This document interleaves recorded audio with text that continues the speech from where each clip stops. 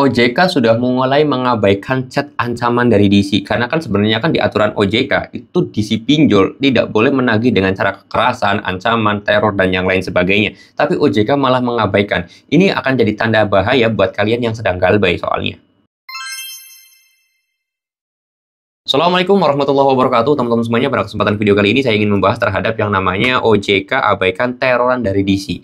Dan ini menjadi hal yang kalau kata saya sih ya cukup membahayakan juga buat kalian yang gampang takutan.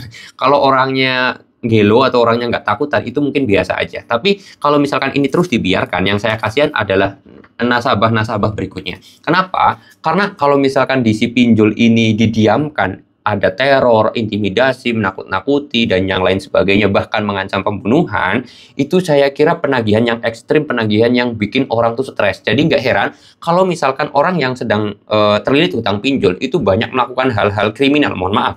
Kenapa ya? Contohnya mungkin melakukan pencurian, bahkan sampai melakukan pembegalan, dan yang lain sebagainya, bahkan sampai yang putus asa juga menjalani hidup, hingga akhirnya mereka itu mau bunuh diri, gitu kan. Itu banyak sekali. Kenapa? Ya karena memang sampai detik ini belum ada respon dari OJK ketika ada nasabah yang sudah melaporkan, tapi OJK itu hanya diam aja. Ini saya juga nggak tahu ya, apakah OJK sama pinjol ini ada kong kali kong, saya juga nggak tahu, tapi ini akan berdampak sangat luar biasa sekali ke depannya untuk nasabah-nasabah yang terlilit utang pinjol. Ya kalian bayangkan sajalah, sekarang ini penagihan di situ luar biasa ekstrim. Mungkin yang galbay udah 2 tahun ya atau 1 tahun ke atas itu bakal enjoy aja nerima teroran dari DC, ancaman dari DC itu enjoy aja.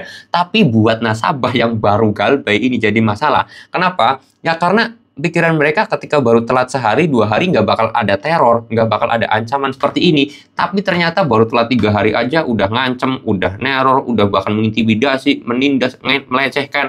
Itu semuanya udah keluar dari DC pinjol. Dan ketika ada nasabah yang melaporkan, nggak direspon oleh OJK. Ya memang seperti itulah.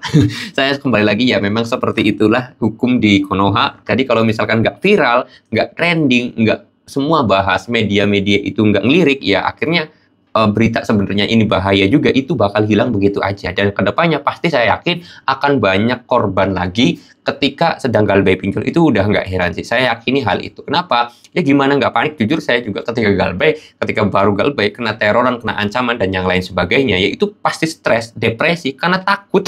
Takutnya apa? Masih kecil, masih muda, terus kemudian udah terlilit hutang pinjol, nanti datangin orang gede tinggi gitu kan, protot. Nah itu takut, stres, akhirnya ya gali lubang tutup lubang. Itu kesalahan. Jadi sekarang sih lebih baik buat teman-teman semuanya yang sedang galbay pinjol, tolong usahakan banget jangan sampai gali lubang tutup lubang. Lebih baik kalian hapus nomor HP kalian, reset HP kalian itu agar nggak diteror lagi. Karena kalau masalah bahas teroran dari pinjol itu ya memang luar biasa sekali. Dan mudah-mudahan teman-teman tetap kuat dan mudah-mudahan banyakin rezekinya. Fokus aja usaha, fokus aja kerja, fokus cari duit yang banyak. Setelah itu ya udah bayarkan saja.